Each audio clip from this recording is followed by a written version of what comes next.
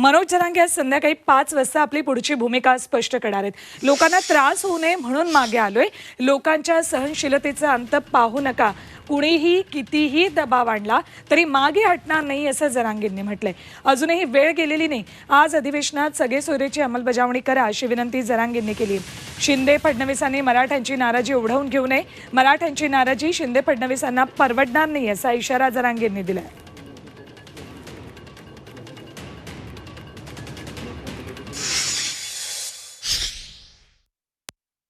मी आज 5 वाजता म्हणजे आज 5 वाजता इथं साखळी उपोषण उद्यापासून सुरू होणार आहे। रोज 4 जण इथं बसणार आहेत आणि माझ्या आमरण उपोषणाच्या बद्दलचा मी आज 5 वाजता भूमिका घेऊन मराठा समाजासमोर माझी स्पष्ट भूमिका 5 वाजता मांडणार आहे आज 5 वाजता। आणि राहिला विषय तर राज्याचा, तर राज्यात जे साखळी उपोषण आहेत आणि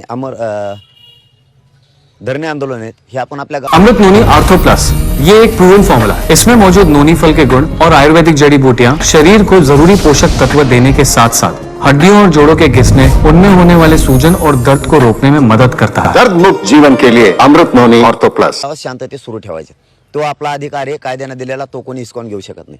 आम्हाला इथं साखळी उपोषण करण्याचा अधिकार आहे, तोही कोणी हिसकावून घेऊ शकत नाही। नसता मग हे राज्य परदेशातलं राज्य आहे की काय असं होईल। फक्त मराठे अडचणीत आणले नाही पाहिजेत, हे आंदोलकाचं काम असतं। त्यांना अडचणीत मला येऊ द्यायचं नव्हतं आज आणि रात्री पण। म्हणून मी मराठ्यांचे गनिमिकावा म्हणूयात किंवा आपल्या विचाराची हुशारी म्हणूयात, आपण बरोबर त्यांनाच हरवलेलं आहे आणि तोच हरलेला आहे। त्यांनी दार उघडे ठेवायला पाहिजे होतो, मी निघालोच। आणखीनही सांगतो पुन्हा एकदा, आणखीन तुमच्या हातातून वेळ गेलेली नाही। सगळ्या सोयऱ्यांची तुम्ही अंमलबजावणी करा। मराठ्यांची नाराजी अंगावर घेऊ नका, ही माझी तुम्हाला पुन्हा एकदा विनंती शब्द वापरलाय। मराठा ही लाट नाराजीची तुम्हाला परवडणारी नाही।